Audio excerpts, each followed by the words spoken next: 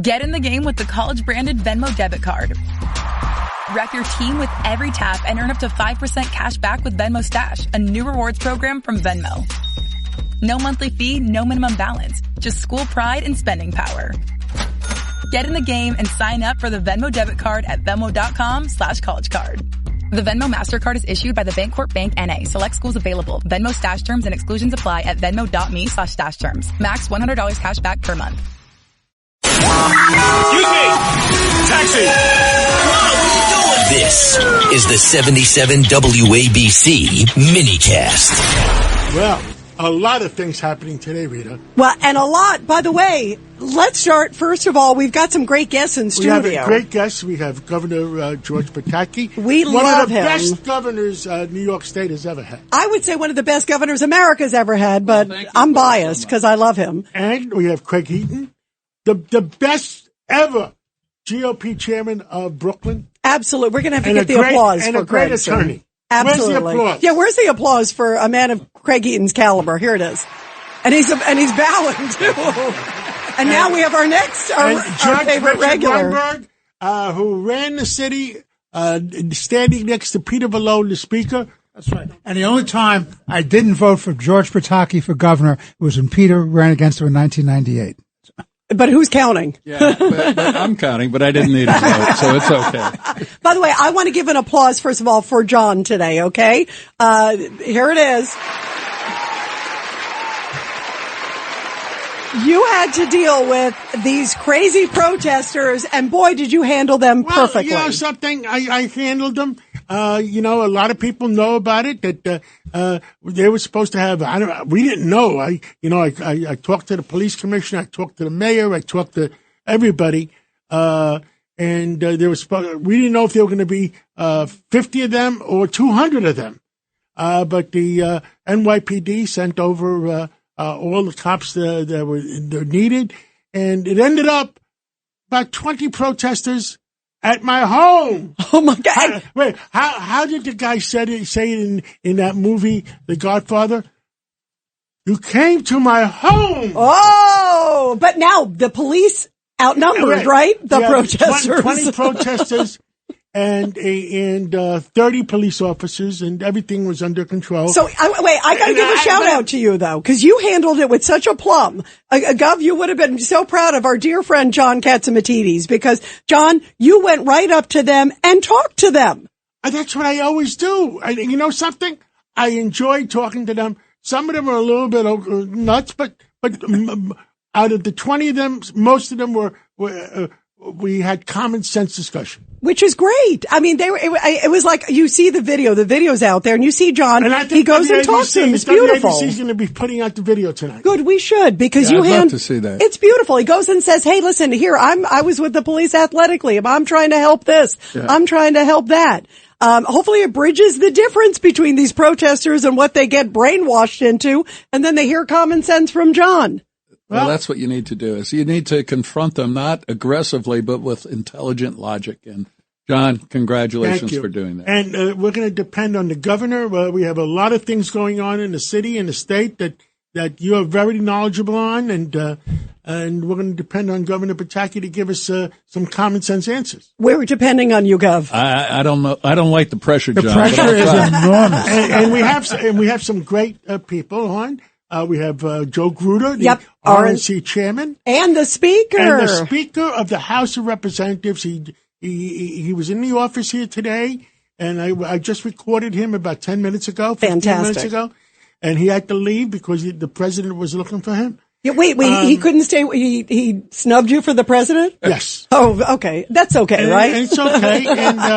And he'll be on, let's see, Joe Gruder's going to be on at 10 minutes after 5. And the speaker will be on at 5:15, 5:17. And then we have Peter Schweitzer, who's going to blow the lid, great investigative journalist on all the funding of these protesters. And we're depending on Governor Pataki to give us the answers why certain things in the state are not happening. Absolutely. And there's a lot of questions. Right. We also have Jimmy Petronas from Florida, Professor Dershowitz, and Brigadier General Blaine Holt. And John, too, speaking of General Blaine Holt, I can't wait to ask him, because the markets went crazy today, John, when suddenly the news came out that the New York Post did an interview with President Trump, and President Trump says it's going to be over soon. He said you can expect that it's going to be happening at any moment. And also, Pete Hegseth also saying we'd like to see negotiations. The stock market went up 1,100 points They today. went crazy. Wow, that's amazing. Let's give an applause for American economy. So we'll see where it goes, but you could say the market liked that news. And at the same time, they dropped a 2,000-pound bunker buster bomb on a ammunitions depot in Iran too. So they're peace through strength, right, Governor? I think the president is doing the right thing. You talk, you hope for a diplomatic solution, but you keep blasting them and taking away their ability to attack. No question. And the other big news is Bruce Blakeman, you guys. Bruce Blakeman, of course, who is, the GOP candidate for governor. He just got denied matching funds. Explain this, Judge.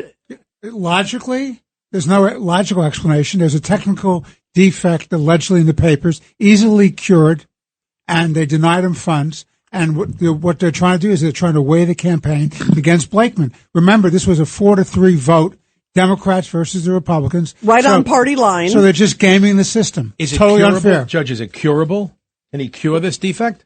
Sure, of course. That's a good question, Craig. And the answer is, of course, they never should have denied it. They should have said, just fill in the blank next. Let me just say this is a disgrace. The public financing was put in place supposedly to make it a level playing field. And then they appoint a partisan election commission that rejects Blakeman's request for matching funds. This is a threat to democracy. And all those out there saying no kings, our democracy is at threat, should look at this and say this is a direct challenge to the people of New York's ability to have a fair election.